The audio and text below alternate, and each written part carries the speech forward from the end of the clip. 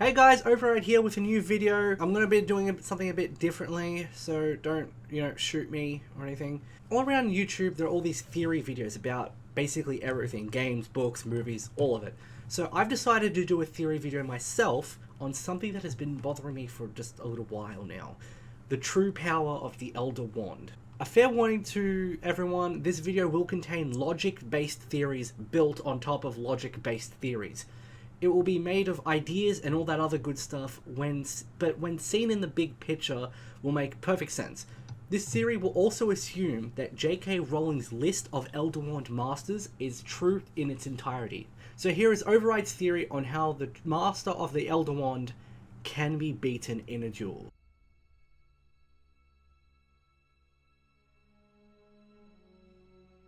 So first, for those who don't follow Harry Potter closely, let me give you some background info. The Elder Wand is the first Deathly Hallow to be created by Death for the eldest Perveril brother, Antioch. After failing to die in a river, Death rewards the three brothers by giving them a gift each. Antioch asks for a wand more powerful than any in existence, a wand that must always win duels for its owner, a wand worthy of they who had conquered death.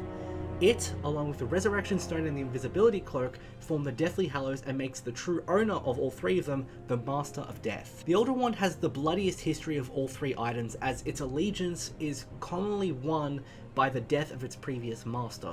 This is shown to be false, as Gellert Grindelwald won the wand from its previous master Gregorovitch by stunning him and stealing the wand. I've got three theories right now. Leave a comment in the comment section to let me know what you think of them. Here's where they begin. In 1945, Grindelwald faces against his ex-friend and love interest Albus Dumbledore.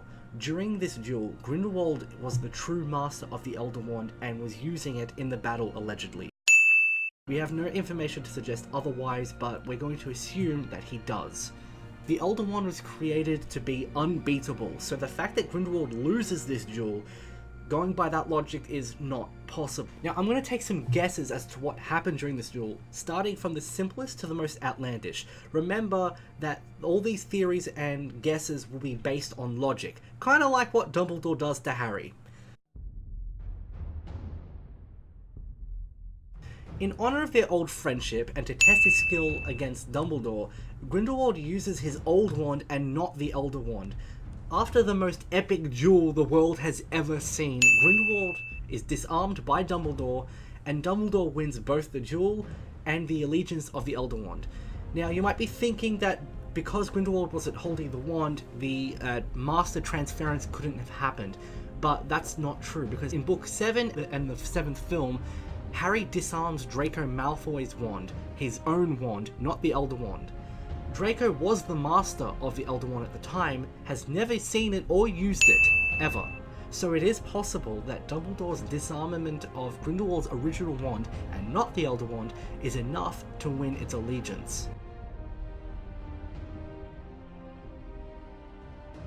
Dumbledore was shown to be so good at using the Disillusionment Charm that an invisibility cloak would be useless and even impair him. So the second theory suggests that Dumbledore uses the charm and, while invisible, sneaks up on Grindelwald and disarms him. Going by this theory, it could suggest that Dumbledore uses the Elder Wand in the duel that followed, bested Grindelwald, and then locked him up. This theory heavily relies upon Dumbledore's skill in using the Disillusionment Charm, and also Grindelwald's arrogance and lack of vigilance that he could have been snuck up upon by Dumbledore. However, going by how well known Grindelwald was, and the fact that he was the most wanted dark wizard during the time, it is very slim that this could have happened.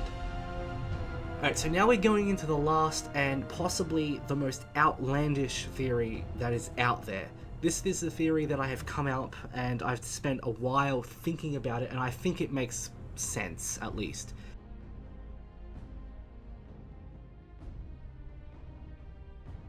The theory is that all wands, and not just the Elder Wand, are simply channels for magic.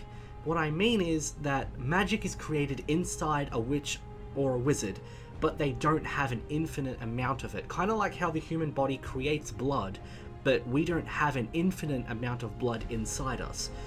My theory is that a wand can only channel a certain amount of magic at a time.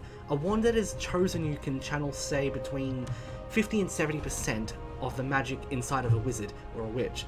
A wand that does not choose you, however, can only channel between, I don't know, 20 and 40%, or maybe nothing at all. This is shown to be Neville Longbottom, his problem during the first few books, because he was using his father's wand and not a wand that he had chosen. The Elder Wand, however, being a relic created by death and going with the wishes of Antioch Perveril, can possibly channel 100% of the magic through it. In layman's terms, a weak witch or wizard that using a wand that chose them, say from Ollivander Grigorovich, will still be weak. But if they were the master of the Elder Wand and had access to all of the magic that was inside them, they would become an average or slightly more powerful wizard, not the, like, Merlin. They wouldn't become the Merlin of the time, because by using 100% of the magic, they are still a weak witch or wizard, but by using all their magic, they would be boosted a little bit. Now, you might be saying, no, that's stupid, override, that theory sucks, it can't be because of this plot hole and this plot hole and this plot hole in all my theories. Well, now let's fill up some plot holes. The first thing is that Death created the wand to be unbeatable due to Antioch's wishes. Well, in the Tale of the Three Brothers, Death is described to be cunning and gave the brothers the gift in order to essentially get them killed. This is shown in the first brother's arrogance, in which he boasted of using the wand, and during that night he was killed. And the second brother's want to embarrass Death further by calling back the dead using the Resurrection Stone, which eventually made him kill himself to join his dead fiancée. If you are in a duel though, having access to all of your magic would be a big boost, especially in the start of the duel, in which you could cast overpowered spells, and you could overwhelm your opponent. But it would also mean you would tire out faster because you don't have an infinite amount of magic. For example, imagine two Bugatti Veyrons in a race from Melbourne to Sydney. Car 1 travels at full speed, but Car 2 travels at the speed limits. It is true that the first car would go further and it would be quicker, but after 15 minutes the car would run out of petrol and stop moving. Car 2 on the other hand is slower, so it doesn't use as much petrol. Thus, by the time Car 2 runs out of petrol, neither will have reached Sydney, but Car 2 would have travelled further than Car 1. Death could have made the wand like this in order to both fit the wish of Antioch, an unbeatable wand, by allowing you to have access to all of your magic, but it also to get the eldest brother killed. Let's apply this theory to the Dumbledore-Grindelwald duel.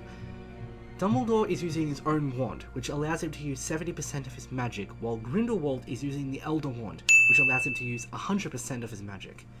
They fight in the most epic duel ever seen, with Grindelwald having access to all of that magic naturally has the advantage. But for this theory to work, we must assume that Dumbledore's body creates more magic. He has more of storage in his body to hold more magic than Grindelwald does, even if it's only a small amount. And therefore, he would be able to fight longer. Grindelwald gets exhausted faster because of him using all of his magic, and is essentially disarmed by Dumbledore and loses. Okay, so those are my theories, guys. Let me know what you think. I know they are very outlandish, and I know they are very skeptical, but I have used all sources coming from either Pottermore or from Wiki, and it all balances out properly.